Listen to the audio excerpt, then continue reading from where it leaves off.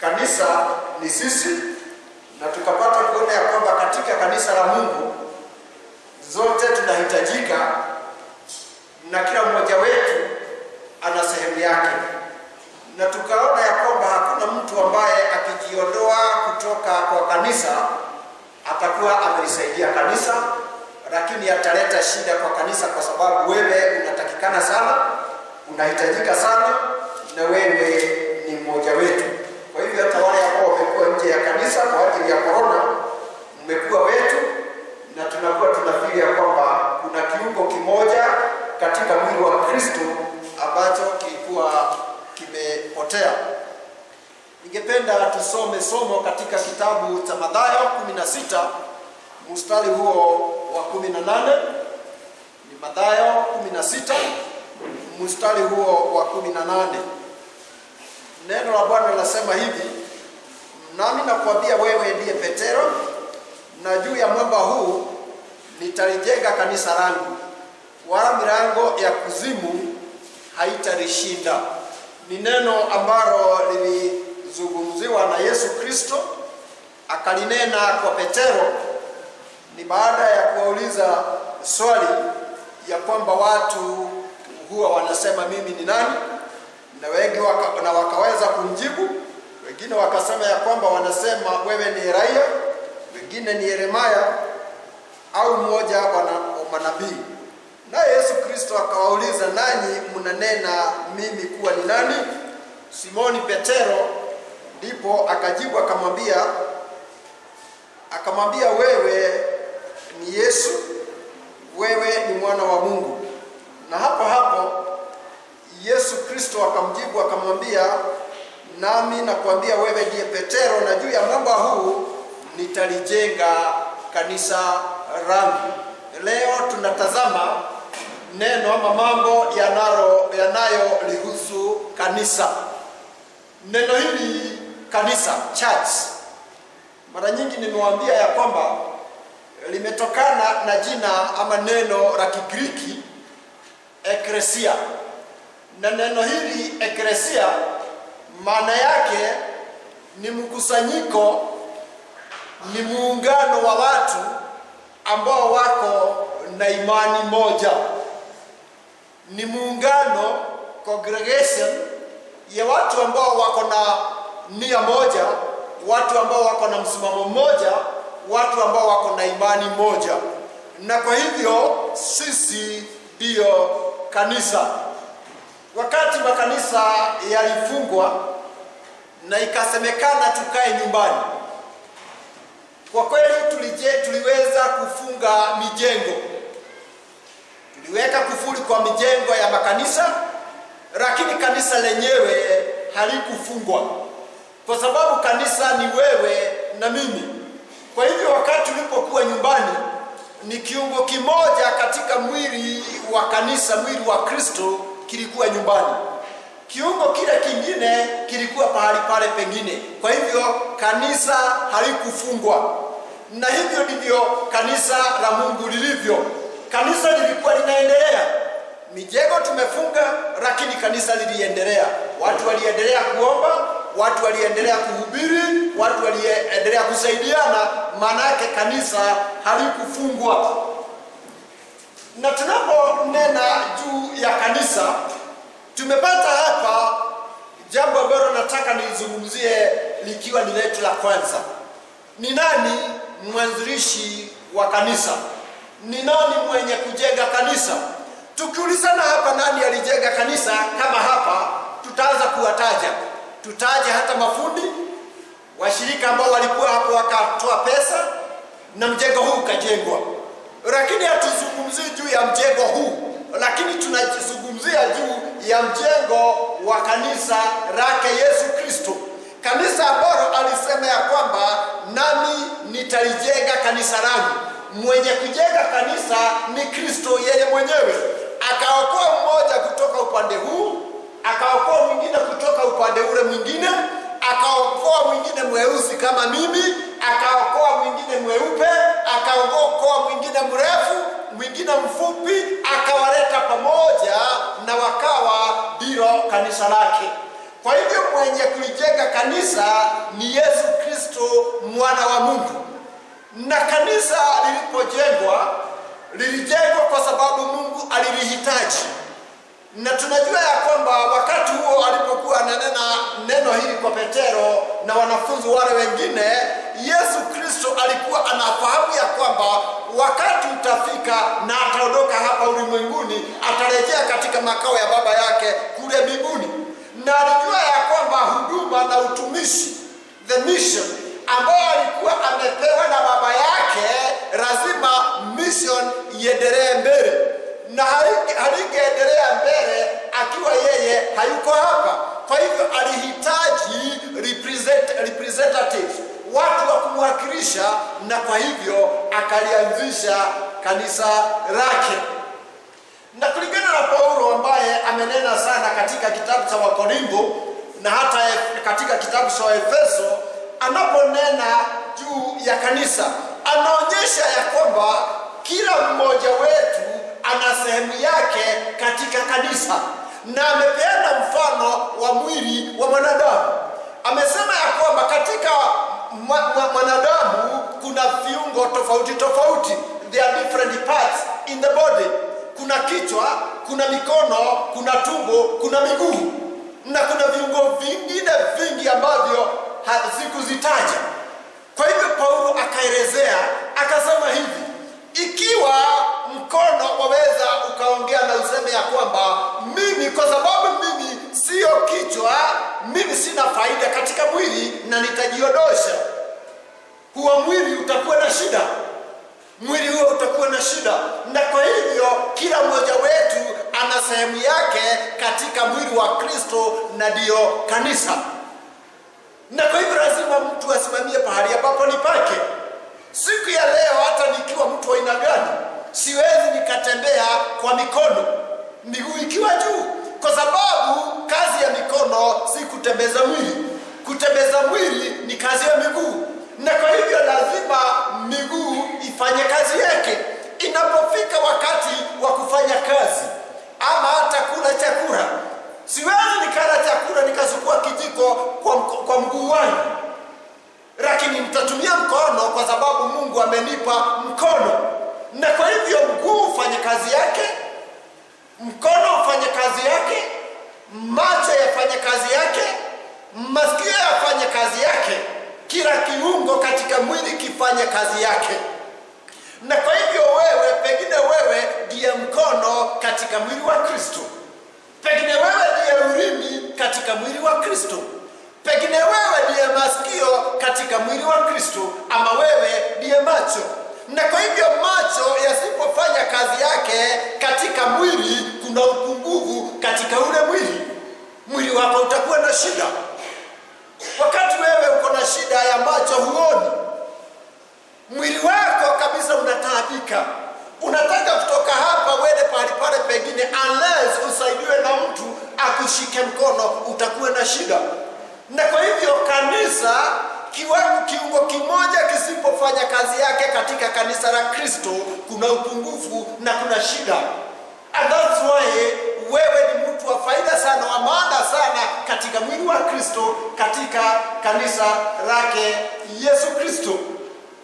Hakuna mtu mmoja aweza akasimama kivyake na aseme ya kwamba mimi nimesimama kama kanisa. Hilo si kanisa tena.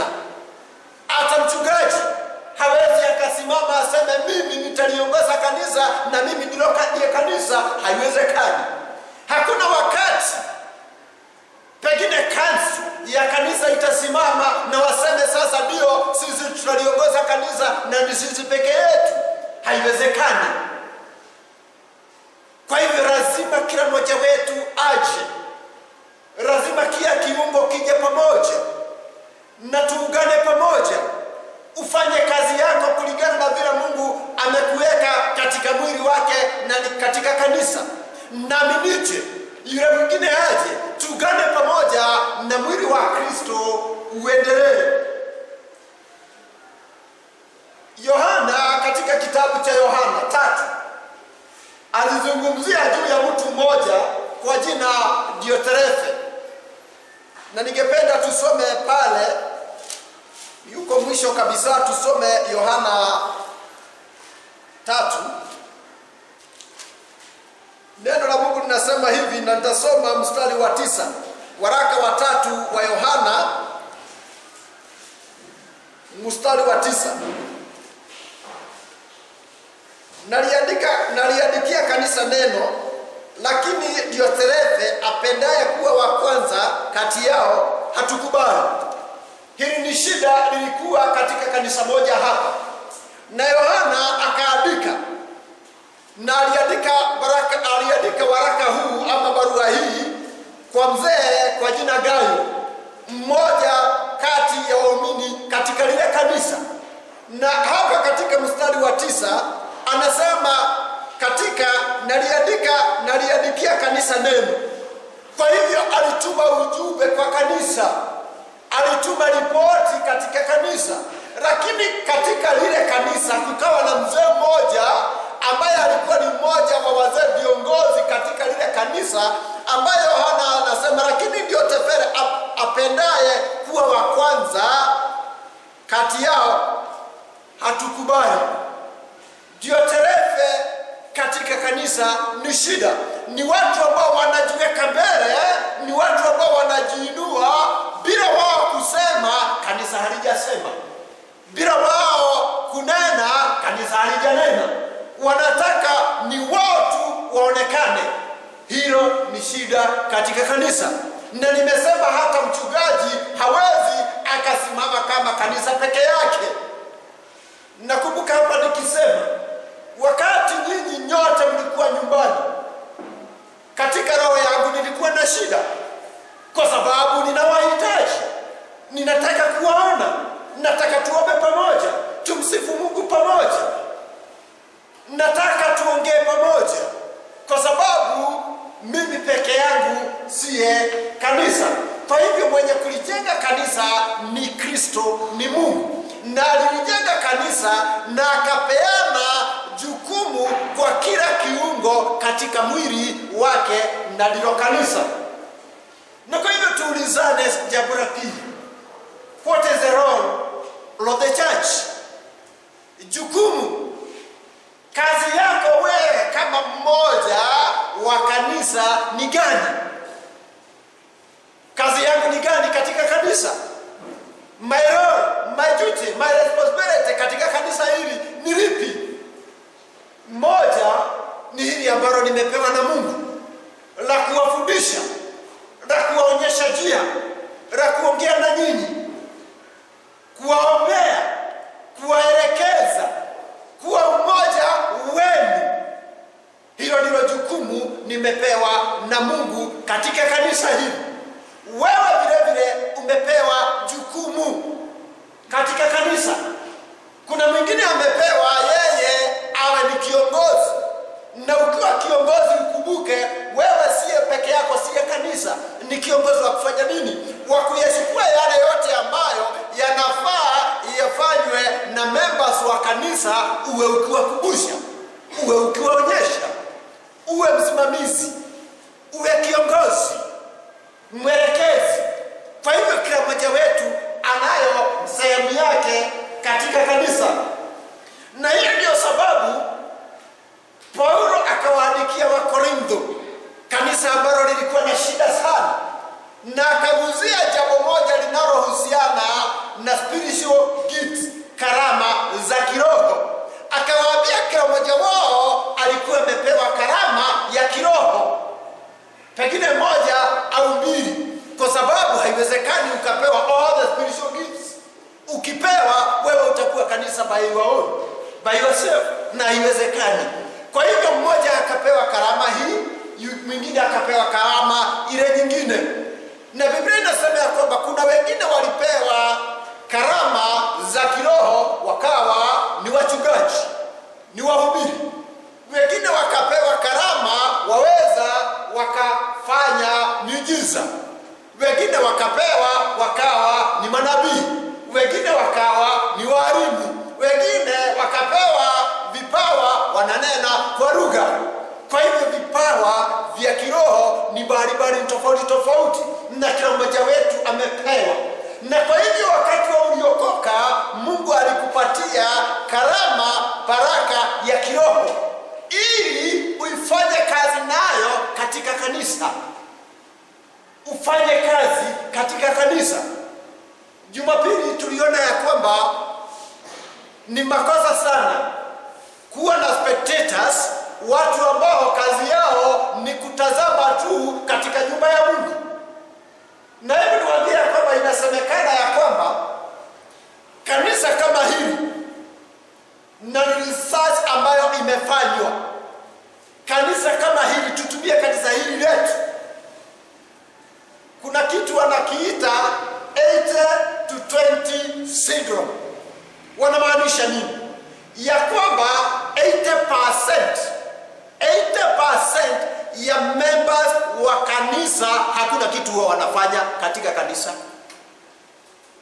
20% ndio wanafanya, lakini 80% hakuna kitu wanafanya, but they are members.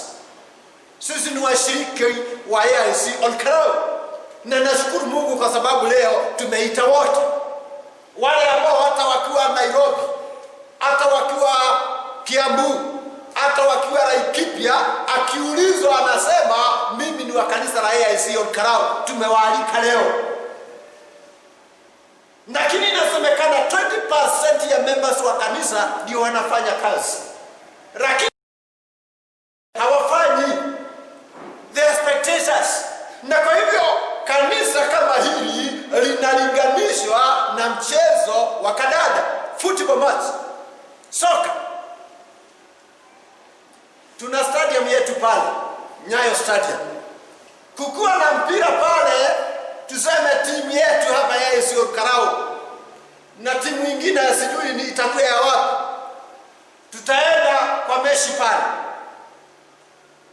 Ukiangalia kwa uwanja wakati mpira unachezwa, watu ambao watakuwa wakicheza pale ndani watakuwa 23, kwa sababu upande mmoja kuna 11 na upande huu mwingine kuna 11, na kuna referee ambaye hata naye anacheza kwa sababu yako ndani 23. Hao wengine wako kando kando, wachane na wao. Lakini kule kwa jukwaa utaona maelfu ambao wako tu wanatazama, wanapendezwa. Ati hivyo ndivyo kanisa lilivyo. And I can tell you, bila kuogopa, hivyo ndivyo mlivyo katika kanisa hili. 20% ndio wanafanya kazi katika kanisa. 80% wao ni kutazama mechi. Wanaangalia, wanasema Baba Njoroge ana mpira, ameangushwa chini, hakucheza vizuri. Wewe utacheza yako lini? Wao ni kushangilia tu, ni kutazama. Na it is very true. Nikikuuliza siku ya leo, simamisha kazi moja umefanya katika nyumba ya Mungu. Wengine hawana, but they are faithful members wa kanisa la AIC. Wewe ninashangaa sana, ukitembea town ukutane na watu wa huruma hii hapa wa huruma, uwaulize kanisa lao ni gani, unajua huwa anasema nini? Ni wa AIC. Na ni vizuri kwa sababu hili ndilo kanisa liko huruma. I think hata ni vizuri tuwe tunaita AIC Huruma Church, na si vibaya. Nakumbuka kuna mwaka mwingine mmoja, sijui ilikuwa Disemba hivi, nikatembelewa na Baba Kamili na watu wengine wa huruma, sio wa kanisa, hata sijawahi waona kwa kanisa. Lakini mmoja akiongea alisema, unajua hii ndio kanisa letu, sijawahi muona kwa kanisa. Lakini anasema hili ndio kanisa ni wa AIC, wako nje, wako nyumbani. Kwa hivyo nina washirika wengi, wengine hawajaingia kwa kanisa, wengine huwa wanaingia but they are spectators doing nothing in the church. Na Biblia inatuambia ya kwamba ulipookoka, ulipoingia katika ufalme wa Mungu, ukapewa karama ya kiroho uifanyishe kazi. Lakini wewe umekaa naye,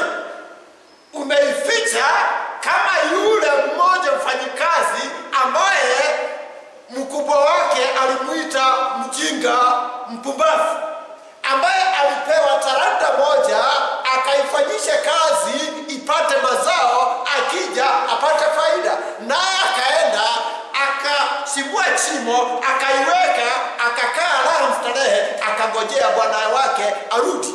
Na alipokuja wale wengine walipopeleka talanta zao na faida, yeye akaichukua akampelekea, akamwambia ulinipatia hii talanta na kwa hivyo nimekurejeshea.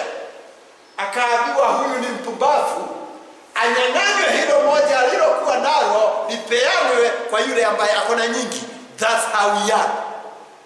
Hivyo ndivyo tulivyo.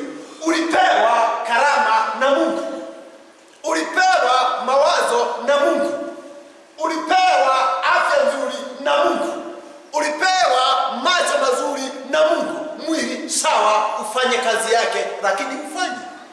Na siku itafika utapeleka talanta uliyopewa, utatoa ripoti.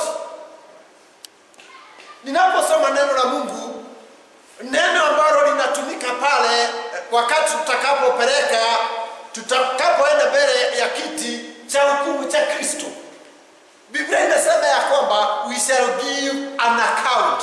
An account ni nini? Ni hesabu.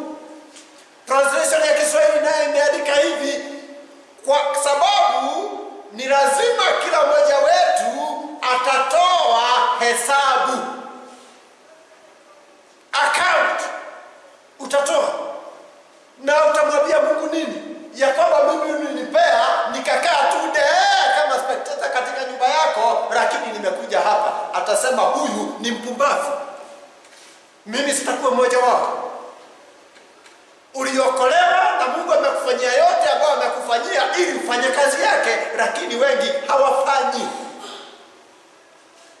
Hatufanyi. Corona imetufundisha mambo mengi. Na mimi kama mchungaji, corona imenifundisha na imefanya jambo nzuri sana. Imechukua watu, imewaweka kwa vikundi. Leo nikiulizwa nitoe watu niambiwe niwaweke kwa vikundi 10, nikianza na wale ambao wako na mzigo wa kazi ya Mungu, sitalala, nitachukua hivyo hivyo, nitataja huyo wakae pale. Nikiulizwa wale wengine kazi yao tu ni kukaa, nitawatoa na wako hapa. I fully understand. Kazi yako ni gani katika mwili wa Kristo? Uliokolewa ufanye nini? Hukuokolewa uende ukashangilie. Hakuna mesi katika kanisa la Mungu, hakuna mesi katika ufalme wa Mungu. Ni kazi. We were saved to serve. Tuliokolewa tuhudumu, lakini hatuhudumu. Ikiwa wewe uliokolewa na Mungu akakupa karama ya kuombea mwili wa Kristo, omba. Na utakapoenda mbele ya kiti cha hukumu cha Kristo, utaulizwa, wewe nilikupa uwezo wa kuomba, uliombea kanisa langu, na kweli uliomba, pokea taji lako. Bwana Yesu asifiwe. Wengine watasimama pale bila chochote. Kwa hivyo the role of the church, jukumu la kanisa ni kuhudumu.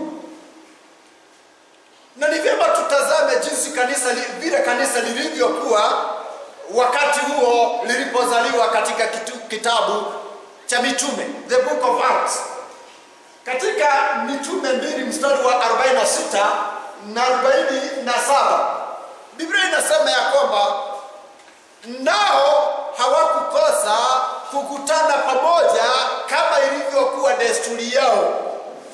Na halafu Biblia inaelezea walipokuwa wakikutana walikuwa wanafanya nini? Wakiomba pamoja, wakisifu pamoja, wakisoma neno pamoja. Na kwa hivyo walikuwa watu ambao walikuwa wakikutana. Lakini sisi kukutana, hilo ni lugha geni, hatujui. Nikiuliza hapa, wewe ni wa shirika gani? Fellowship group katika ile sio karao. Hakuna hata mmoja wenu hapa hatasema. Mwingine atasema mimi ni wa hospital, mwingine ni wa Mwirari, mwingine ni wa town. Lakini ulihudhuria mara ngapi? Hata hujulikani huko. wengine katika nyumba ya Mungu, their members ni kama walikuja, baadaye nitawaonyesha, mbona ni kweli, walikuja wakajiandikisha, wakapewa namba, wakaenda. Kwa hivyo yeye kile anachokifanya ni kukumbuka sana namba yake katika kanisa. Pengine katika kitabu cha Fungu la 10, mimi ni namba 47, hiyo ndio umesimamia, lakini hakuna kazi unafanya katika mwili wa Kristo. Umepotea. If you are not serving, wewe umepotea.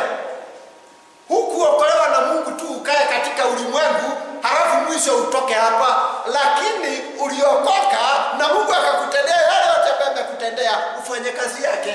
Lakini wengi wetu hatufanyi. Walikuwa wanakutana pamoja katika sinagogi, walikuwa wanakutana pamoja mijini, walikuwa wanakutana pamoja katika boma za washiriki, na kwa hivyo jambo hilo likawaleta pamoja.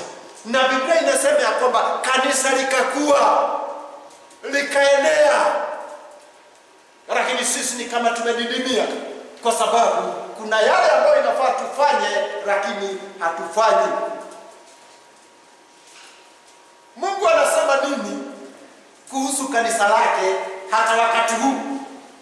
Anasema ni mwili wa Kristo ambao unahitajika ufunction vizuri bila shida. Anasema kanisa lake ni mjengo, ni kama nyumba ambayo imeanza kujengwa na inajengeka, na inapoendelea kujengeka itafika pahali itakamilika, na ikikamilika, hiyo ndio furaha yake. Anasema kanisa lake ni kama biharusi ambaye Yohana alisema ameandaliwa, ametayarishwa kwa ajili ya mume wake. We are the bride of Christ. Kwa hivyo kuna mafumbo mengi sana ambayo yanatumika yakionyesha kanisa la Kristo jinsi lilivyo. Na ikiwa ni mjengo, wewe mjengo wako umefika wapi? Ikiwa ni biharusi, wewe umetayarishika mpaka wapi? Na Roho Mtakatifu anafanya kazi yake. Sisi tumekuwa wangumu hata kwa Roho Mtakatifu. Anajaribu kujenga, anajenga, lakini hatujengeki. Anajaribu kuleta pamoja, lakini haiwezekani kwa sababu ya ugumu wa moyo. Mioyo yetu imekuwa kama mawe ambayo yana ugumu, mawe ambayo ni mazito. Na kwa hivyo ni vyema tujue ya kwamba tunahitajika katika mwili wa Kristo. Wewe uwe ni mtoto, wewe ni memba wa kanisa la Kristo. Kijana unahitajika katika mwili wa Kristo. Mama unahitajika, baba unahitajika. Wewe uwe maskini wa mwisho, watu wakikuona wewe ni mmoja wetu, lazima tukujali. Kanisa ni la kuwaleta watu pamoja. Ni rafiki wangu mmoja, na Mungu ambariki sana. Mara nyingi tukiongea na yeye huwa nasikia ako na mzigo ndani ya roho. Mara nyingi huwa ananiambia hivi, mchungaji, kama yawezekana, washirika wako ambao wako chini sana, hata wakisaidiwa na kama 5,000, Mungu atusaidie tutoe pahali, aanza kufanya biashara ya mboga ya madharo kidogo kidogo, ili hata naye aamke kidogo. Ni baraka na ni jambo nzuri. Na kwa hivyo inaonyesha nini? Yeye anawaona wale wengine, anawajali na wako ndani ya roho yake. Hivyo ndivyo kanisa inapaswa liwe, kujitolea kwa ajili ya wale wengine. Yesu Kristo akawa mfano kwa kanisa. Na akawa mfano aina gani?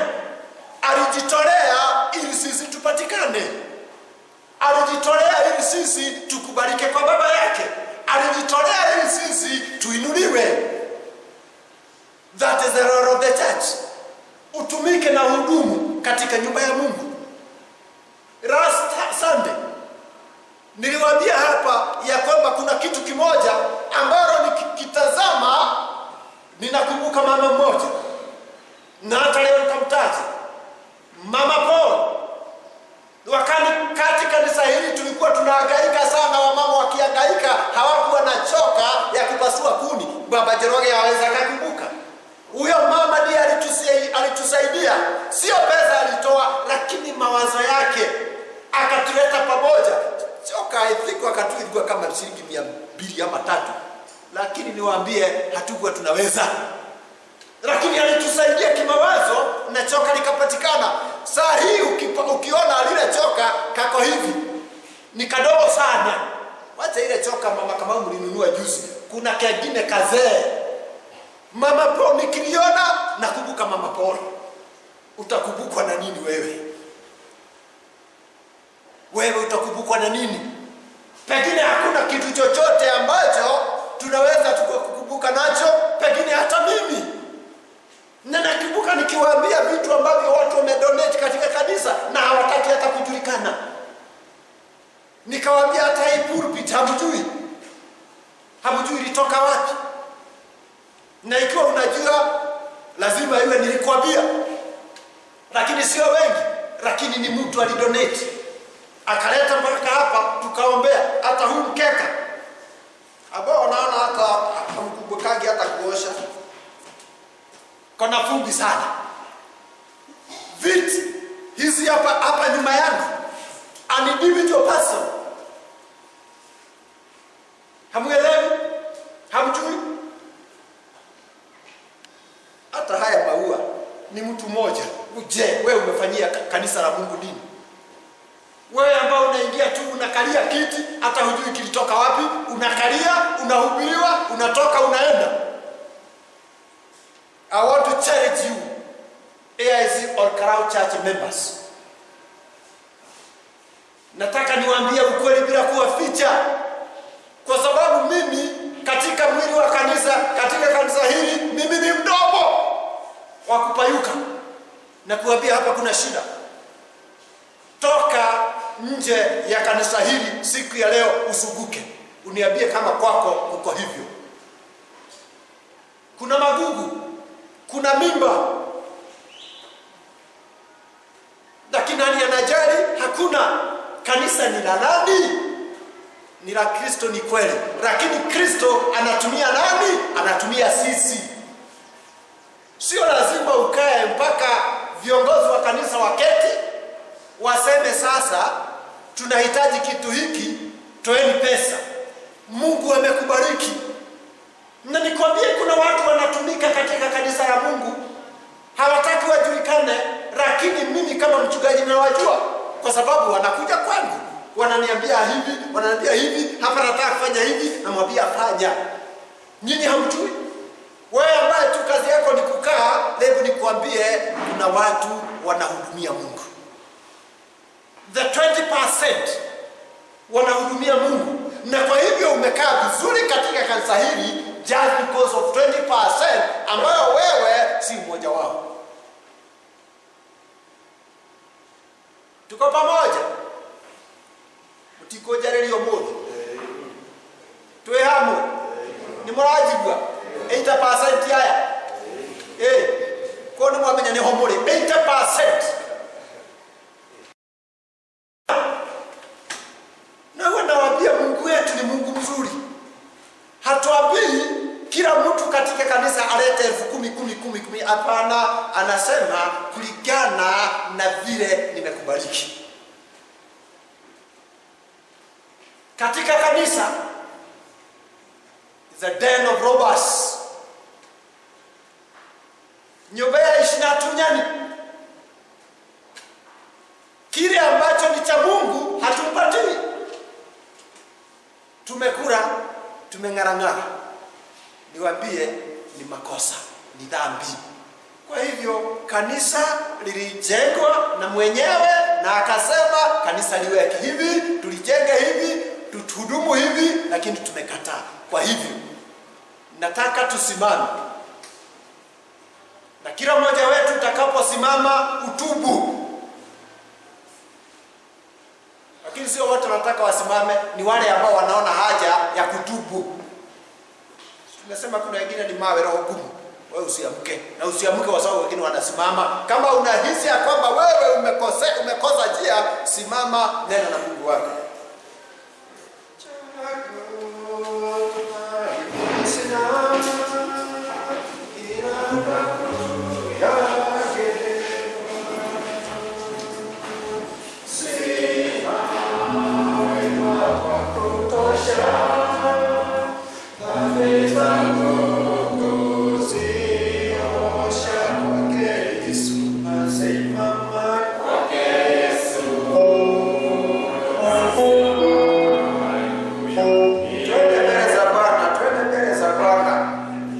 Utubu ni mimi ninaimba wimbo, wewe ni kutubu.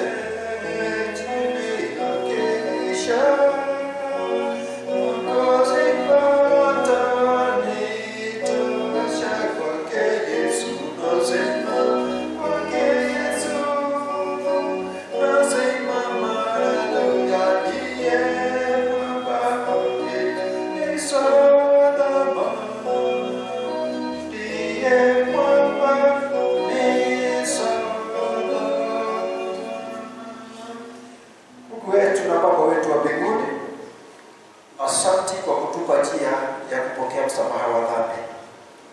Tumekukosea kama kanisa lako. Tumekukosea kwa kutofanya kulingana na mpango wako. Tumelibomoa, tumeliangusha kanisa lako. Na kwa hivyo Mungu, wote ambao wametubu na wakaomba ombi la toba ili warejee kwako, ili ukawakubali na ukawapokee tena katika huduma zako. Bariki kanisa hili, tufanye tuwe kitu kimoja na tukatende kazi yako kulingana na vipawa ulivyotupatia. Tupe baraka zako, tupe maono tunapoenda mbele. Katika Kristo Bwana tumeomba na hata kuamini. Tunaweza tukaketi, tupewe wimbo, na wakati huo tutaleta